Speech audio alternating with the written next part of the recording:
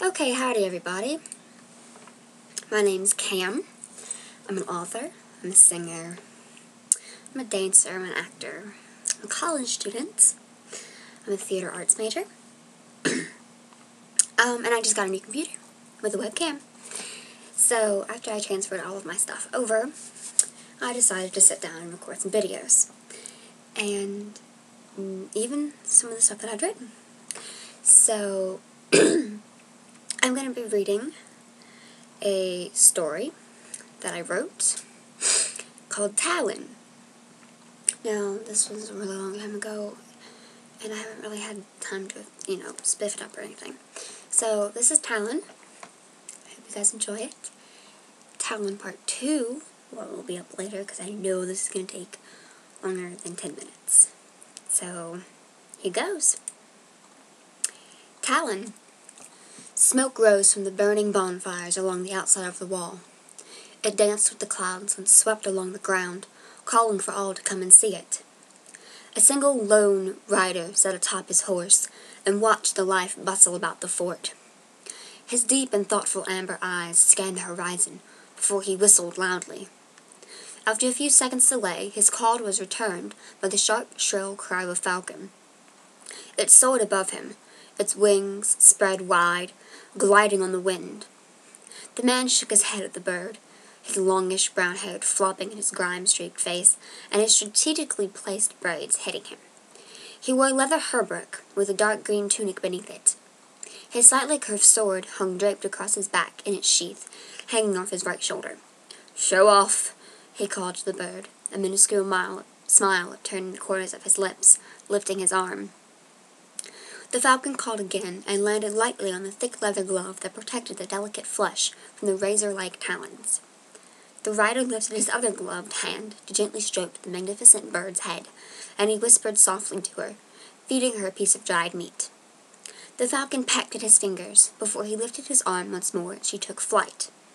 She circled over him and the fort down below before she disappeared in the horizon. Grabbing the reins, the man started down the hill at a lackadaisical pace, his keen eyes scanning the land before him.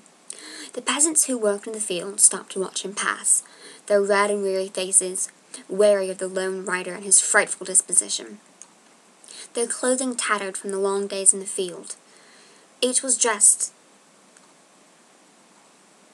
in clothing fit for working in the fields.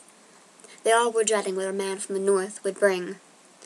All knew that Northmen knew was violence. All they wanted was peace after a long period of war. The rider watched the workers and tried to gauge their attitudes towards him. He knew that they were going to be uncomfortable.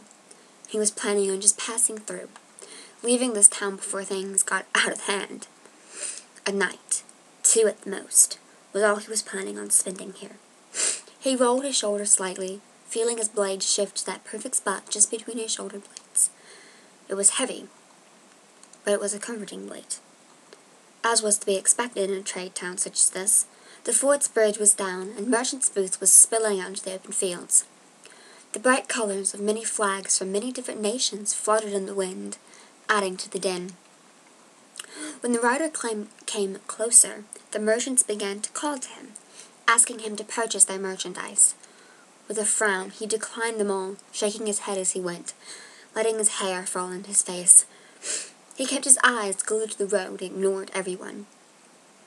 As he rode past the tavern and inn, the smell of baking bread wafted out of an open window, and his head snapped up. His stomach growled and he frowned heavily as his body reminded him of his recent lack of eating. Sighing almost inaudibly, he reined his mare to a halt and dismounted. Leading the mount to the stable that he could only assume was the inn's, he left his horse in the care of a stable boy, but not before whispering a few words of comfort, gently to her in their native tongue. After collecting his money purse and slipping into a pocket, he made a beeline for the tavern. Entering, he stopped and looked about the room. The place was empty. It made sense, though, with all the commotion outside. He walked further into the room, his hard-soled boots making small clouds of dust as he walked. He took a seat at a corner table, his back to the wall, rolled his shoulders back slightly, adjusting his sword, and told himself to relax. It wasn't like anyone here was going to recognize him. He was much too far from home for that. Not a minute later, a young tavern girl came over. Her blonde hair, that had once been done up in a bun, but was now falling in her face, hid her stunning blue eyes. She held her wooden tray under her arm as she stood before the man. Her skirts were in all different sorts of disrepair, and a pair of old deerskin boots could be seen from under them. Her sharp eyes danced over his body in an effort to figure out who he was. She had to admit he wasn't bad to look at. She mentally rolled her eyes as she noticed he was watching her. Watch him. Clearing her throat, she asked, "Can I get you something?" He looked at her with suspicious eyes, raking in her lean form, taking her appearance in. There was something familiar about this young girl, but he couldn't put his finger on it. So instead of wasting time trying to figure it out, he decided that it wasn't worth it. "Food," he said shortly to her question, brushing his hair from his face. "And lodging." The girl smiled and nodded. "Well, you're in luck, mister. We happen to have both of those things here." Her smile faded into a frown at the lack of response. Mentally she sighed, and she shifted her weight from one foot to another, uncomfortable with his stare. "What can I get for you?" she asked, clearing her throat. "Whatever you're serving," he replied, tearing his eyes away from her to scan the room. "Sure, I'll bring it right out," she replied, before she hastily walked away from the table. The man seriously gave her the creeps. There was something deadly in those amber eyes, something that clearly warned people to back off. Back in the kitchen, she set her tray down on the wooden table and leaned against the wall.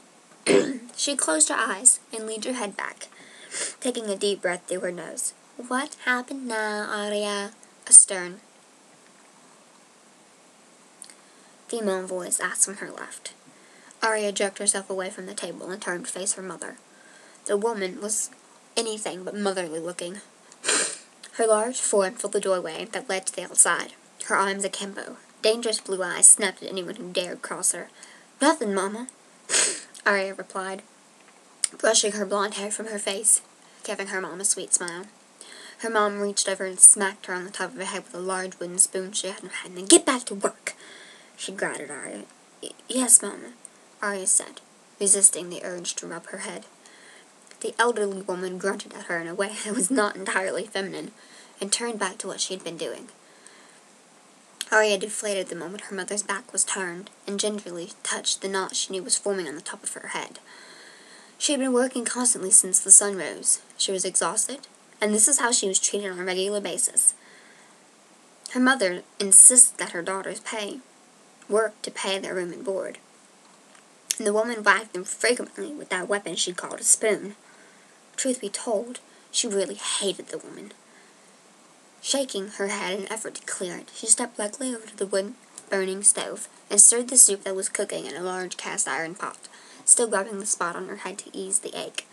"She's mad," a young voice commented from her right. Arya turned to see her little sister sitting on one of the tables in the kitchen, munching on a piece of bread, her head tilted to one side. Her one blue eye and one brown eye watched her older sister with curiosity. Her mass of blonde hair was piled on the top of her head. "No," Arya said sarcastically. "I hadn't noticed, Sophie."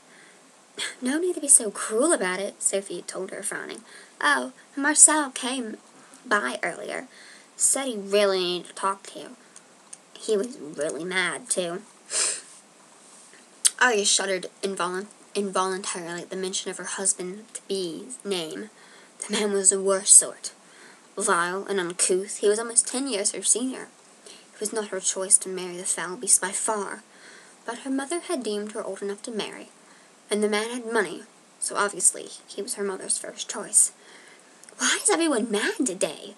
Jeez," she muttered to herself.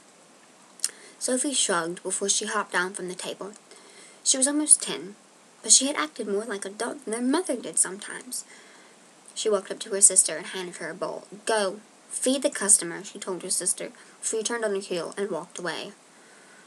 Arya threw her hands up in frustration, still holding onto the bowl. What was with everyone today? She shook her head as she ladled a spoon into the wooden bowl. In her opinion, get the guy out of the tavern as quickly as possible and be done with it. Aria. And that's the end of it. I'm almost at 10 minutes. Well, I'm past 10 minutes now. So, I'll check y'all later. Hope you enjoy it. Check back later for more.